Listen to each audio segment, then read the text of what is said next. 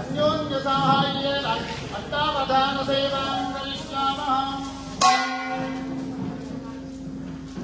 स्वर्गापवंशदे देवी वृक्वादिमुनिवन्दिते सर्गस्थितिलयाधारे दिग्वस्त्रानन्दनारिणी देवदेवोत्तमे देवता सार्वभौमे अखिलाण्डकोटि ब्रह्माण्डनायकी ऋग्वेदप्रिये ऋग्वेदसेवा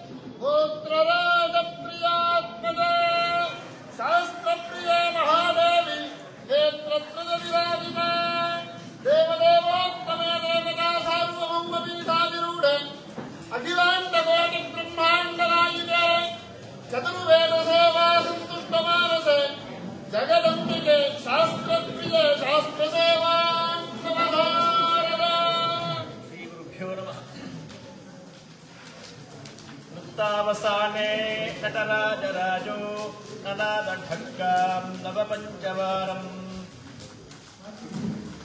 ಉದ್ಧರ್ತು ಕಾಮಸ್ಸನಕಾದಿ ಸಿದ್ಧಾನ್ ಏತತ್ ವಿಮರ್ಶ ಶಿವಸೂತ್ರಜಾಲಂ I ಏವೋಂಗ್ I ouch ಹಯವರನ್ ಲನ್ ಞಮಗಣನಂ ಜಭನ್ ಗಡಧಶ್ ಜಪಗಡಧಶ್ ಖಾಫಾ ಚಾಠಾತ ಚಟತೌ ಕಪೈ ಶಶಸರ್ ಹಲ್ ಇತ್ಯೇತಾನಿ ಮಾಹೇಶ್ವರಾಣಿ ಸೂತ್ರಾಣಿ ಆದಿರಂತ್ಯೇನ ಸಹೇತ ಅಂತ್ಯೇನ ಪಿತಾ ಸಹಿತಃ ಆದಿಃ ಮಧ್ಯಗಾನಾಂ ಸ್ವಸ್ಯ ಚ ಸಂಜ್ಞಾ ಸ್ಯಾತ್ ಯಥಾ ಅಣ್ ಅಚ್ ಇಕ್ ಇತ್ಯಾದಯಃ.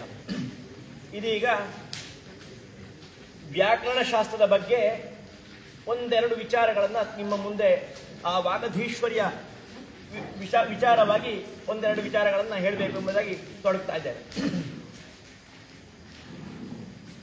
ನಾವೆಲ್ಲರೂ ಕೂಡ ಮಾತನಾಡುವಂತಹ ಮಾತು ಚಿಕ್ಕನಿಂದ ತೊಡಗಿ ಬೇರೆ ಬೇರೆ ಅಮ್ಮನಿಂದ ತೊಡಗಿ ಎಲ್ಲವನ್ನು ಕೂಡ ನಾವು ಆ ಎಂಬಂತಹ ಅಕ್ಷರವನ್ನು ಹೇಳ್ತಾ ಇದ್ದೇವೆ. ಎಲ್ಲ ಅಕ್ಷರಗಳು ಎಲ್ಲಿಂದ ಹುಟ್ಟಿತು, ವಾಂಗ್ಮಯದ ಜನಕ ಆ ವಾಂಗ್ಮಯ ಎಲ್ಲಿಂದ ಹುಟ್ಟಿತು ಎನ್ನುವಂತಹ ವಿಚಾರವಾಗಿ ಒಂದೆರಡು ನಾವು ತಿಳ್ಕೊಳ್ಬೇಕಾದ ವಿಚಾರ ಇದೆ.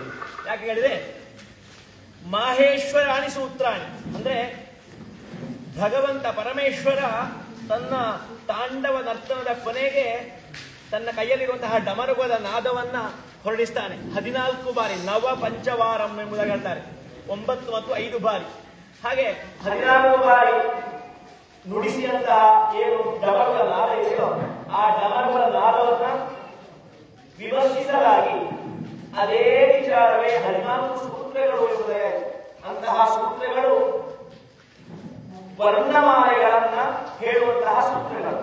ಅಂತಹ ವರ್ಣಮಾಲೆಗಳಿಂದ ನಾವು ಆ ವರ್ಣಮಾಲೆಗಳನ್ನ ಕಲಿತು ಎಲ್ಲ ಶಬ್ದಗಳನ್ನು ಕೂಡ ಸುಸ್ಪಷ್ಟವಾಗಿ ಉಚ್ಚರಿಸ್ತಾ ಇದ್ದೇವೆ. ಅದಕ್ಕೋಸ್ಕರವಾಗಿ ವ್ಯಾಕರಣಕ್ಕೆ ಹೇಳುವಂತಹದ್ದು ವೇದ ಪುರುಷನ ಮುಖ ಎಂದು ಹೇಳ್ತಾರೆ. ಮುಖಂ ವ್ಯಾಕರಣ ಸ್ಫುಟಂ ಅಂತ ಹೇಳ್ತಾರೆ. ಮುಖ ಅಂದ್ರೆ ಬಾಯಿಯಲ್ಲಿ ನಾವು ಉಚ್ಚರಿಸಬೇಕಿದ್ರೆ ಜಿಹ್ವೆಯಲ್ಲಿ ನಮ್ಮ ನಾಲಿಗೆಯಲ್ಲಿ ಅಂತಹ ಮಾತುಗಳು ಬರಬೇಕಿದೆ. ಆ ಮಾತು ಹೊರಡುವುದಾಗಿದೆ ನಮ್ಮ ನಾಭಿಯಿಂದ ಅಂದರೆ ವೇದ.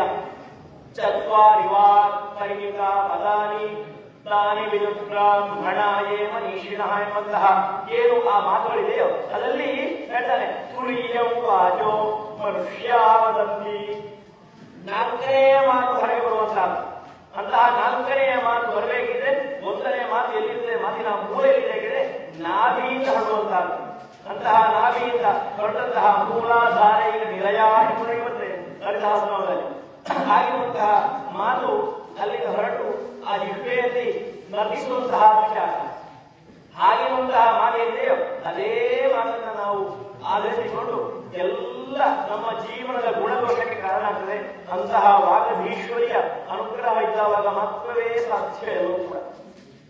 ಅದಕ್ಕೋಸ್ಕರವಾಗಿ ಮಾತು ಎನ್ನುವಂತಹದಕ್ಕೆ ಬಹಳಷ್ಟು ತುಂಬಾ ಸುಭಾಷಿಕರ ಹೇಳ್ತಾರೆ, ಪ್ರಿಯವಾಕ್ಯ ಪ್ರದಾನೇನ ಸರ್ವೇ ಪುಷ್ಯಂತಿ ಜಂತವಃ ಅಂತ.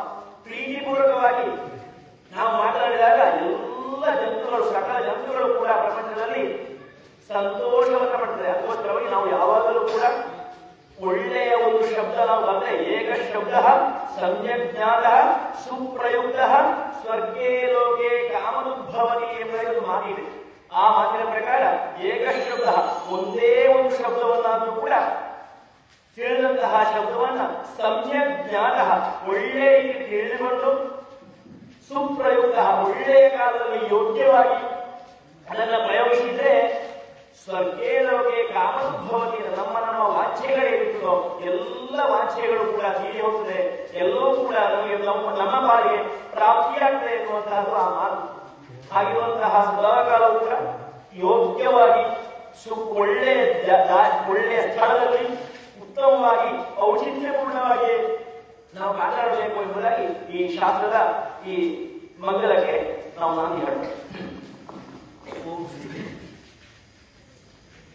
ಗಿರೀಂದ್ರಜನು ಸಂಜಾತ ಸರೀಸೃಪ ವಿಭೂಷಿತ ಮರಾಳಿ ಮಂದಗಮನೆ ಸುರಾರಿವ್ರತನಾಶಿನ ದೇವದೇವೋತ್ತಮೇ ದೇವತಾ ಸಾರ್ವಭೌಮೆ ಅಖಿಲಾಂಡ ಕೋಟಿ ಬ್ರಹ್ಮಾಂಡ ನಾಯಿಕೆ ಪುರ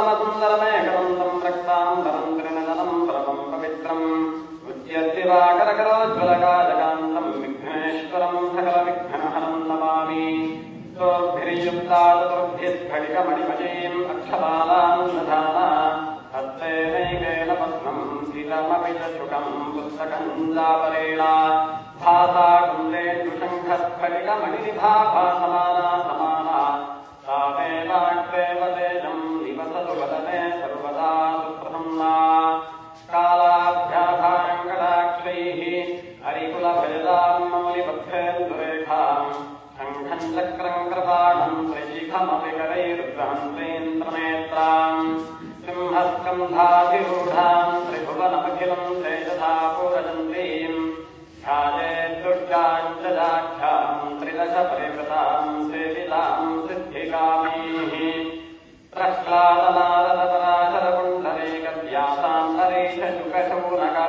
प्रह्लादनारदपराशरकुण्डलीकव्यासान्तरीशशुकशौनकाभीष्मदाध्यान् रुक्माङ्गदार्जुनवसिष्ठविभीषणादीन् धन्याम् इमान् परमभागवतां स्मरामि या स्वर्गे बृहदश्विना सुरपते वक्रे सदा पठ्यते पातालेऽपि जगम्फलाश्रुतरतो वन्दे न जाश्रूयते दृश्यग्रे मधुरीवने प्रतिदिनं सूते न जातन्यते श्रेषा पुण्यकथा यथा मतिहरिप्रीत्यैमया कथ्यते सत्यस्तु सदामशेषु सन्मङ्गलानि भवन्तु श्लोकैकश्रवणपठनमात्रेण वक्तुश्च श्रोतॄणाम् निखिलकलिकृतकल्मषापनोदनपटुतले धर्माद्यखिलपुरुषार्थसाधनीभूते श्रीमन्मार्कण्डेयपुराणे अद्य कथा प्रसक्तिः ॐ ऋषिरुवाच शक्रादजस्वरगणानिहते दिवेर्ये तस्मिन् दुरात्मनि सुरारिपदेशदेव्या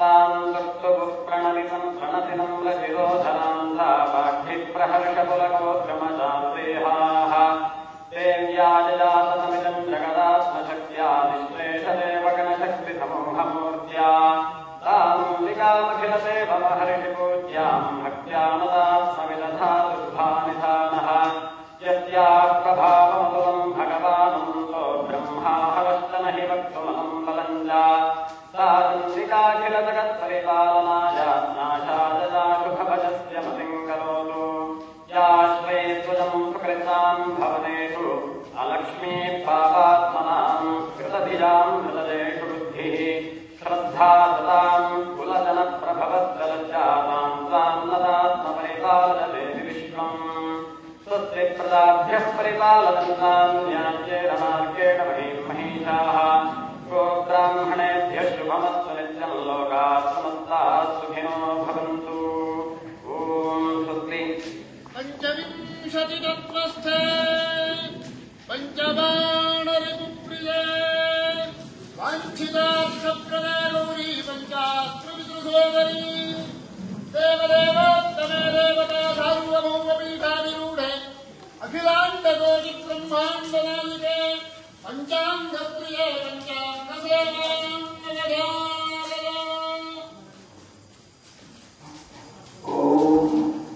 मूर्तित्वे परिकल्पितश्चिरभृतो विद्वान् आत्मेत्यात्मविदां प्रदर्शयतां भक्तामर्त्योदिशाम् लोकानां प्रलयोद्भवस्थितिविभष्टाने अधायश्रुतो वाचन्नस्तदात्मनेककिरण त्रैलोक्यदीपो रविः स्वस्ति श्रीगतशालिवाहनशकवर्ष 1946ನೇ ಋತುನಾಮ ಸಂವತ್ಸರದ ಉತ್ತರಾಯಣ ಶಿಶಿರ ಋತು ಕುಂಭಮಾಸ 25ನೇ ದಿನ ಫಾಲ್ಗುಣ ಮಾಸ ಶುಕ್ಲಪಕ್ಷ ದಶಮಿ ತಿಥಿ 2:38 ಆದಿತ್ಯವಾರ ಪೂರ್ವ ಪುನರ್ವಸು ನಿತ್ಯ ನಕ್ಷತ್ರ 43:02 ಸೌಭಾಗ್ಯನಾಮ ನಿತ್ಯ ಯೋಗ 29:39 ಗರಜನಾಮ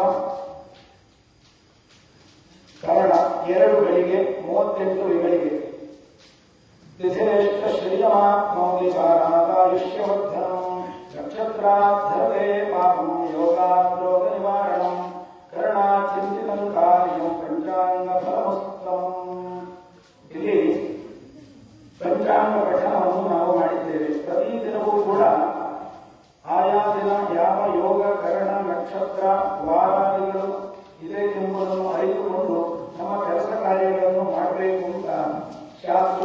ಹೇಳಿದ್ದಾರೆ. ಈ ತಿಥಿ ವಾರ ಯೋಗ ನಕ್ಷತ್ರ ಗ್ರಹಣಗಳು ಹೇಗೆ ಬರ್ತದೆ ಅಂತ ಹೇಳುವುದನ್ನು ಸೂಕ್ಷ್ಮವಾಗಿ ಸ್ಥೂಲವಾಗಿ ನಾವು ಇಲ್ಲಿ ವಿಮರ್ಶೆ ಮಾಡಿಕೊಳ್ಳೋಣ. ಸೂರ್ಯ ಮತ್ತು ಚಂದ್ರರು ನಮ್ಮ ಕಾಲಗಣನೆಗೆ ಮುಖ್ಯವಾಗಿ ಆಧಾರ ಆಗಿರುವಂತಹ ಗ್ರಹಗಳು. ಪ್ರತಿದಿನ ಸೂರ್ಯೋದಯದಿಂದ ಮರುದಿನ ಸೂರ್ಯೋದಯದವರೆಗೆ ಒಂದು ದಿನ ಅಂತ ಹೇಳುತ್ತಾರೆ. ಹಾಗಾಗಿ ಆ ದಿನವನ್ನು ಉಂಟು ಮಾಡುವ ಕಾರಣದಿಂದ ಅವನನ್ನು ದಿನಕರ ಅಂತ ಹೇಳುತ್ತಾರೆ. ಈ ಒಂದು ದಿನಕ್ಕೆ 60 ಗಳಿಗೆ ಅಂತ ಇದೆ. ಸೂರ್ಯನ ಗತಿ ಒಂದು ವರ್ಷದಲ್ಲಿ 12 ರಾಶಿಗಳು ಅಂತ ಹೇಳುತ್ತಾರೆ. ಈ 12 ರಾಶಿಗಳು ಯಾವುವು ಅಂತ ಹೇಳಿದ್ರೆ, ಭೂಮಿಯನ್ನು ಮಧ್ಯ ಕೇಂದ್ರವಾಗಿಟ್ಟುಕೊಂಡು 360 ಡಿಗ್ರಿ ಸುತ್ತಲೂ ಇರುವಂತಹ ಈ ಪ್ರಪಂಚವನ್ನು ನಭೋ ಮಂಡಲವನ್ನು 30 ಡಿಗ್ರಿಯಷ್ಟು ಭಾಗ ಮಾಡಿದ್ದಾರೆ. ಆ ಒಂದೊಂದು ಭಾಗವನ್ನು ಒಂದೊಂದು ರಾಶಿ ಅಂತ ಹೇಳುತ್ತಾರೆ. ಈ ಒಂದು ರಾಶಿಯನ್ನು ಕ್ರಮಿಸಲಿಕ್ಕೆ ಸೂರ್ಯನು ತೆಗೆದುಕೊಳ್ಳುವ ಸಮಯ ಮತ್ತು ಚಂದ್ರನು ತೆಗೆದುಕೊಳ್ಳುವ ಸರಾಸರಿ ಸಮಯಗಳನ್ನೇ ಒಂದು ತಿಂಗಳು ಅಂತ ಹೇಳುವಂತಹದ್ದು. ತಿಂಗಳು ಅಂತ ಹೇಳುವ ಶಬ್ದಕ್ಕೆ ಪರೋಕ್ಷವಾಗಿ ಚಂದ್ರ ಅಂತ ಹೇಳುವ ಅರ್ಥ ಕೂಡ ಇದೆ. ಚಂದ್ರನ ಗತಿ ಸ್ವಲ್ಪ ವೇಗ ಆಗಿರುತ್ತದೆ. ಹಾಗಾಗಿ ಚಂದ್ರನ ಯಾವ ಗತಿ ಇರ್ತದೆಯೋ ಅದರಿಂದ ಸೂರ್ಯನ ಗತಿಯನ್ನು ಬೆಳೆದಾಗ ಬರುವಂತಹದ್ದೇ ತಿಥಿ ಅಂತ ಹೇಳಿಕೊಂಡು, ಚಂದ್ರನ ಗತಿಯಿಂದ ಸೂರ್ಯನ ಗತಿಯನ್ನು ಕಳೆದಾಗ ದಿನವು 15 ದಿನಕ್ಕೆ ಒಮ್ಮೆ ಪೌರ್ಣಮಿ ಅಂತ ಬರ್ತದೆ ಮತ್ತು 15 ದಿನಕ್ಕೊಮ್ಮೆ ಅಮಾವಾಸ್ಯ ಅಂತ ಬರ್ತದೆ. ಈ 15 ಅಥವಾ 13 ದಿನಗಳು 13.5 ದಿನಗಳು ಅಂತ ಹೇಳ್ಬೋದು. ಯಾಕಂದ್ರೆ 27.5 ದಿನಗಳು ಬೇಕಾಗುವಂತಹದ್ದು. ಅದೇ ರೀತಿಯಾಗಿ ಸೂರ್ಯ ಮತ್ತು ಚಂದ್ರರ ಗತಿ ಏನಿದೆ ಅದೆರಡರ ಮೊತ್ತಗಳನ್ನೇ ಯೋಗ ಅಂತ ಹೇಳ್ತಾರೆ.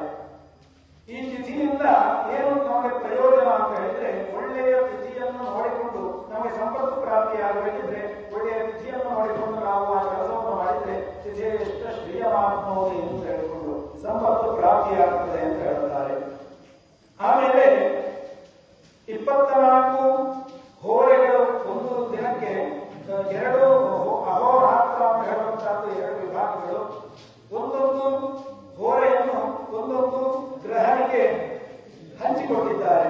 ಆ ರೀತಿಯಾಗಿ ಒಂದು ಗ್ರಹದ ಸೂರ್ಯೋದಯ ಕಾಲದಲ್ಲಿ ಯಾವ ಗ್ರಹದ ಹೋರೆ ಇರುತ್ತದೋ ಆಯಾ ದಿನವನ್ನು ಆಯಾ ಗ್ರಹದ ಹೋರೆಯಿಂದ ಕರೆಯುತ್ತಾರೆ. ಹಾಗಾಗಿ ಆದಿತ್ಯವಾರದಿಂದ ಮೊದಲುಗೊಂಡು 7 ದಿನಗಳಿಗೆ ಒಂದೊಂದು ವಾರ ಒಂದೊಂದು ಗ್ರಹದ ಹೆಸರನ್ನು ಕೊಟ್ಟಿದ್ದಾರೆ. ಈ ರೀತಿಯಾಗಿ ವಾರ ಉಂಟಾಗ್ತದೆ. ತಿಥಿ ವಾರ ಯೋಗ ಆಯಿತು. ಇನ್ನು ಕರಣ ಅಂತ ಹೇಳಿಕೊಂಡು ತಿಥಿಯ ಅರ್ಧದಷ್ಟು ಏನೇನು ಗಳಿಗೆ ಇರ್ತದೆ ಅದನ್ನು ಕರಣ ಅಂತ ಗುರುತಿಸುತ್ತಾರೆ. ಇನ್ನು ನಕ್ಷತ್ರ ಅಂತ ಹೇಳುವಂತಹದ್ದು, ಚಂದ್ರನು ಆ ದಿನದಲ್ಲಿ ಯಾವ ದಿನವನ್ನು ನಾವು ಉಲ್ಲೇಖಿಸುತ್ತೇವೆಯೋ ಆ ದಿನದಲ್ಲಿ ಚಂದ್ರನು ಯಾವ ನಕ್ಷತ್ರದ ಜಾಗದಲ್ಲಿ ಇರ್ತಾನೆಯೋ ಅದನ್ನೇ ಆಯಾ ದಿನದ ಆಯಾ ಸಮಯದ ನಕ್ಷತ್ರ ಅಂತ ನಾವು ಗುರುತಿಸ್ತೇವೆ. ಉದಾಹರಣೆಗೆ ಜನ್ಮ ನಕ್ಷತ್ರ ಅಂತ ನಮಗೆಲ್ಲರಿಗೂ ಕೇಳಿರುತ್ತದೆ. ಜನ್ಮ ನಕ್ಷತ್ರ ಅಂದ್ರೆ ಅರ್ಥ ಏನು ಅಂತ ಹೇಳಿದ್ರೆ, ನಾವು ಹುಟ್ಟಿದ ದಿನ ಚಂದ್ರನು ಯಾವ ನಕ್ಷತ್ರದಲ್ಲಿ ಇರ್ತಾಳೆಯೋ ಅದು ಆಯಾ ವ್ಯಕ್ತಿಯ ನಕ್ಷತ್ರ ಅಂತ ಗುರುತಿಸಲ್ಪಡುತ್ತದೆ. ಈ ರೀತಿಯಾಗಿ 5 ವಿಭಾಗಗಳನ್ನು 5 ಅಂಗಗಳನ್ನು ಪಂಚಾಂಗ ಅಂತ ಹೇಳ್ತಾರೆ. ಈ 5 ಅಂಗಗಳ ಮೂಲಕವಾಗಿ ಆಯಾ ದಿನವನ್ನು ಆಯಾ ದಿನದ ಒಳಿತು ಮತ್ತು ಕೆಡುಕನ್ನು ನಾವು ತಿಳ್ಕೊಳ್ಬೇಕು ಅಂತ ಹಿರಿಯರು ಹೇಳ್ತಾರೆ. ಆಯಾ ದಿನದಲ್ಲಿ ಬರುವಂತಹ ಒಳಿತಿನ ಏನು ತಿಥಿಯೋ ವಾರವೋ ನಕ್ಷತ್ರವೋ ಯೋಗವೋ ಕರಣಕ್ಕೋ ಹೊಂದಿಕೊಂಡು ನಮ್ಮ ಕೆಲಸವನ್ನು ಪ್ರವರ್ತಿಸಿದಲ್ಲಿ ನಮಗೆ ಶ್ರೇಯಸ್ಸು ಉಂಟಾಗುತ್ತದೆ ಅಂತ ಇದರ ಅರ್ಥ. ಓಂ ದುರ್ಗೆ.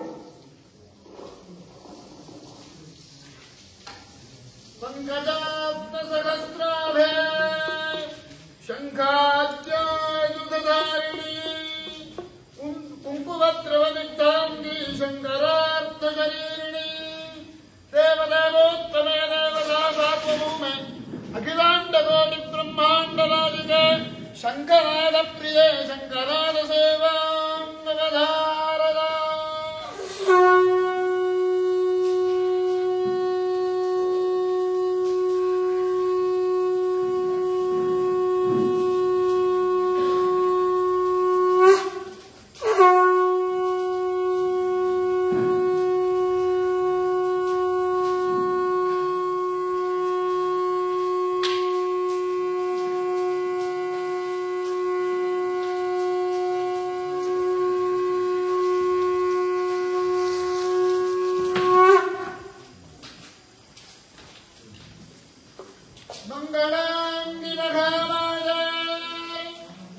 ಜಗದ್ಭಜರೋಚನೆ ಬೃಂದಾವತಿ ಜಗದ್ದುಂಜೆ ತುಂಗಸ್ತ ವಿರಾಜಿತೆ ದೇವದೇವೋತ್ತಮೆ ದೇವತಾ ಸಾರ್ವಭೌಮೆ ಅಖಿಲಾಂಡ ಕೋಟಿ ಬ್ರಹ್ಮಾಂಡ ನಾಯಿಕೆ ಸಂಗೀತ ಪ್ರಿಯೆ ಸಂಗೀತ ಸೇವಾ ವ್ಯವಧಾರದ